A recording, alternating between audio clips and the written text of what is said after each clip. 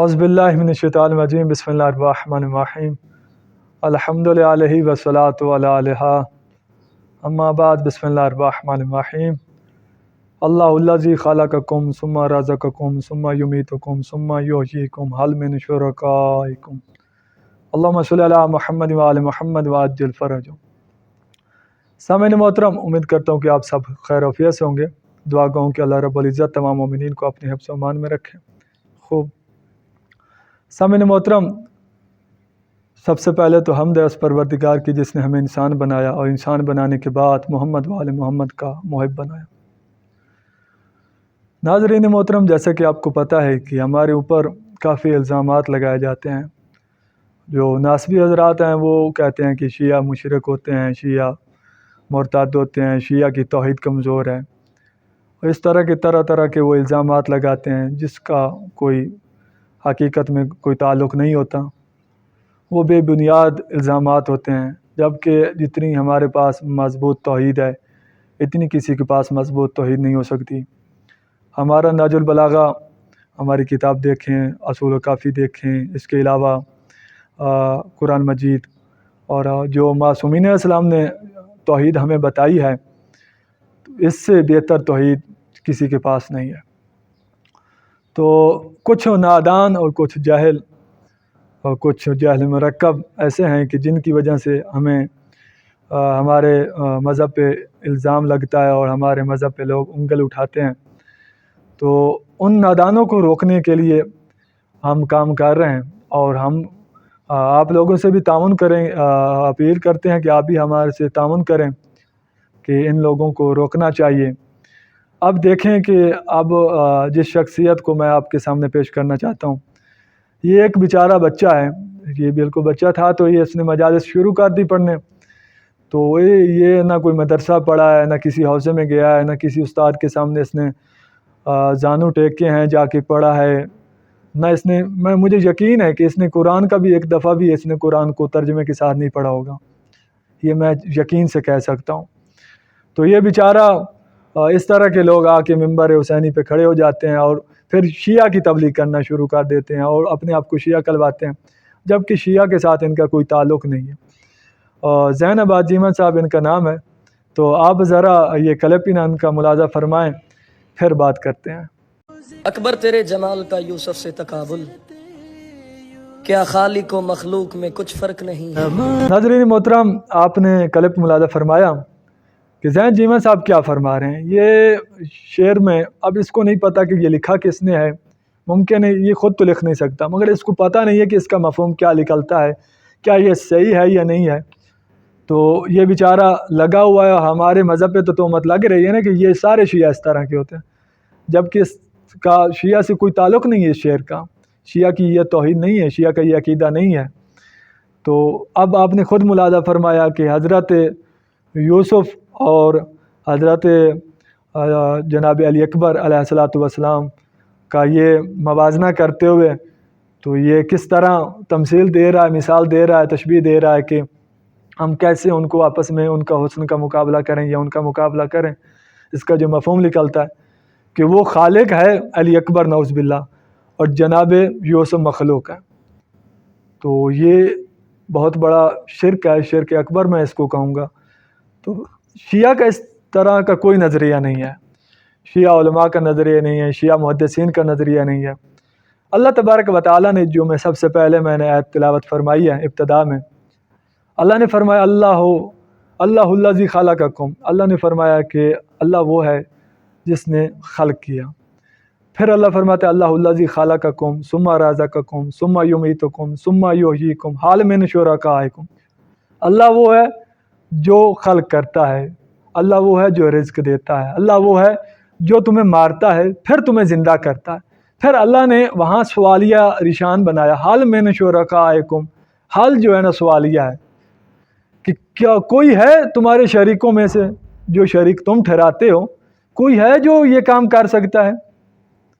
یعنی موت، رزق، شفا اور مارنا پھر زندہ کرنا، تم میں سے جن کو تم شریک ٹھہرا رہے ہو، اللہ کا یہ چیلنج ہے، کھلا چیلنج ہے کہ کوئی ہے جو یہ کام کر سکتا ہے۔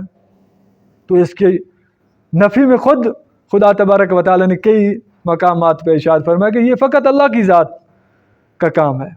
خود اسی آیت میں بھی یعنی یہ کام اللہ کی ذات کے علاوہ کوئی کر ہی نہیں سکتا. جو سب سے پہلے آیات 5 نازل ہوئی تھی اس میں بھی پہلی آیت بھی یہی ہے. رسول کو کیا اللہ مخاطب ہو کے فرما رہا ہے، اقرأ باسم ربک الذی خلق، پڑھ اپنے رب کے نام سے جس نے خلق کیا. کو اب یہ حالت ہو گئی ہماری کہ ہم نے اللہ کو خالق ثابت کرنے بیٹھنا ہے. شیعہ یعنی اتنے گر گئے ہیں کہ ہم نے ان جیسے لوگوں کے سامنے اللہ تبارک و تعالیٰ کو خالق ثابت کرنے بیٹھنا ہے. قرآن میں 300 سے زیادہ آیات ہے جس میں واضح ہے کہ اللہ کے علاوہ کوئی خالق نہیں ہے. شیعہ کا یہ عقیدہ ہے، آنکھ کان کھول کے سن لو ذہن جیمہ صاحب، آپ اپنا عقیدہ درست کرو. شیعہ کا یہ عقیدہ ہے کہ خالق اللہ کی ذات ہے، رازق اللہ کی ذات ہے، ستار العیوب اللہ کی ذات ہے، عالم الغیب اللہ کی ذات ہے، وہی وحدہ لا شریک ہے، اس کے ساتھ کوئی شریک نہیں ہے. تو ناظرین سے گزارش کروں گا ان لوگوں کو روکو. کیوں نہیں آپ روکتے؟ اس کا شیعہ سے کوئی تعلق نہیں، یہ مشرک ہے، نجس ہے. اس کے علاوہ میں آتا ہوں حدیث معصومین علیہ الصلوۃ والسلام کی طرف. تو یہ میں نے ہاتھ میں کتاب ہے شرح نہج البلاغہ منہاج البراء کے نام سے، منہاج البراء فی شرح نہج البلاغہ. یہ آیت اللہ حبیب اللہ خوئی کی ہے، بہت شہرت یافتہ یہ شرح ہے. نہج البلاغہ کی سب سے جو قدیم اور سب سے معتبر ترین جو شرح شیعہ کے نزدیک ہے وہ یہ ہے. ویسے ابن حدید نے بھی کیا اور شیعہ علماء نے بھی کی ہے، مگر اس میں بہت ہی زیادہ اچھے انداز سے انہوں نے شرح کی ہے. تو قبلہ کیا فرماتے ہیں؟ قبلہ امام علی رضا علیہ السلام کی ایک دعا نقل کرتے ہیں. تو انہوں نے یہ چیپٹر باندھا ہے غلات کے خلاف جو معصومین علیہ السلام کے فرامین ہیں. تو انہوں نے اس نقطے کو واضح کیا کہ تفویض اور ولایت تکوینی اور جبر اور اس نظریے کو انہوں نے رد کرتے ہوئے تو انہوں نے امام رضا علیہ السلام کی ایک دعا لگائی ہے. اس کو میں تھوڑا سا پڑھتا ہوں بیچ میں، کیونکہ یہ بہت لمبی ویڈیو ہو جائے گی اگر میں مکمل دعا سناؤں تو اس میں امام رضا علیہ السلام کیا فرماتے ہیں؟ امام رضا علیہ السلام فرماتے ہیں اللہم لاک الخلق و منک الرزق و ایاک نعبد و ایاک نستعین. امام رضا علیہ السلام فرماتے ہیں کہ اے خدا بند تبارک و تعالیٰ، تو ہی ہمیں رزق دیتا ہے اور تو ہی خالق ہے، ہم تجھ ہی سے مدد مانگتے ہیں اور تیری ہی عبادت کرتے ہیں. یہ امام رضا علیہ السلام فرما رہے ہیں کہ خالق ہی تو ہے، رازق بھی تو ہے، مدد بھی تجھ سے مانگتے ہیں اور عبادت ہی تیری کرتے ہیں. یہ امام رضا علیہ السلام نے فرمایا. پھر یہی دعا طویل ہے تھوڑی سی، آگے جا کے مولا کیا فرماتے ہیں؟ مولا فرماتے اللہم من اعظم اننا ارباب فنحن منہ براء و من اعظم ان علینا الخلق و ان علینا رزق فنحن منہ براء. یہ جو گمان کر کے کہ پیدا کرنا اور رزق دینا اللہ نے ہمیں سپرد کیا تو ہم اس سے بیزاری کا اعلان کرتے ہیں. بیزاری کا اعلان یعنی ہم لعنت کرتے ہیں. کس طرح؟ پھر مولا فرماتے ہیں جس طرح حضرت عیسیٰ ابن مریم نے انصار پہ لعنت کی تھی، کیونکہ انہوں نے بھی یہی بولا تھا کہ عیسیٰ علیہ السلام موت اور رزق دیتے ہیں اور یہ کچھ کہتے تھے یہ اللہ کا بیٹا ہے. تو مولا نے کیا فرمایا؟ اگر یہ جو گمان کرتا ہے کہ پیدا کرنا اور رزق دینا اللہ نے ہمیں سپرد کیا ہے تو ہم اس سے بیزاری کا اعلان کرتے ہیں، ہم اس سے بیزاری کا اعلان کرتے ہیں، اس پہ لعنت کرتے ہیں. تو یہ واضح ہے معصومین کے حدیث میں.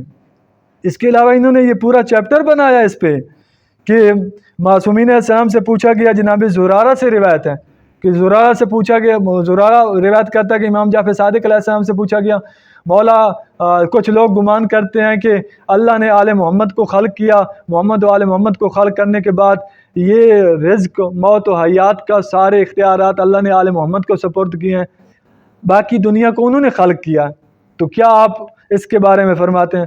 تو مولا نے فرمایا ہم اس سے بیزاری کا اعلان کرتے ہیں، اس پہ لعنت کرتے ہیں، ایسا نہیں ہے. تو لہٰذا یہ ثابت ہے کہ معصومین علیہ السلام نے کبھی دعویٰ نہیں کیا کہ ہم خالق اور رازق ہیں. تم تو معصومین علیہ السلام سے بھی ہٹ کے، چہاردہ معصومین سے ہٹ کے تم نے جناب علی اکبر کو، جناب یوسف علیہ السلام کو، وہ نبی ہیں اللہ تبارک و تعالیٰ کے، وہ غیر نبی ہے، غیر نبی نبی سے مفضول ہوتا ہے، تم نے مفضول سے افضل کو خالق کرانا شروع کر دیا، کیسی باتیں کر رہے ہو؟ تو مومنین سے گزارش کروں گا ان لوگوں کو روکا جائے، اور میں علماء کرام سے گزارش کروں گا، علماء کرام کیا کر رہے ہیں پاکستان میں، ان کو کیوں نہیں روکتے؟ وہ کوئی پابندی لگائی جائے، کوئی باقاعدہ سلیبس بنایا جائے، بھائی اتنا پڑھ کے فلاں بندہ ممبر پہ آ سکتا ہے، جو آتا ہے جو چورون بینا شروع کر دیتا ہے، آپ شروع واہ واہ کرنے لگ جاتے ہیں اور لوگ خوش رہتے ہیں۔ تو لہذا علماء کرام سے گزارش کروں گا ان کو روکا جائے، ان پہ پابندی لگائی جائے، اور مومنین سے گزارش کروں گا خود بھی آپ ملاحظہ فرمائیں کہ یہ کیا کر رہے ہیں۔ شیعہ کا اس سے کوئی تعلق نہیں ہے، شیعہ کا یہ نظریہ نہیں ہے۔ تو آخر میں دعا گو کہ اللہ رب العزت ہمیں صراط مستقیم پر چلنے کی توفیق عطا فرمائے۔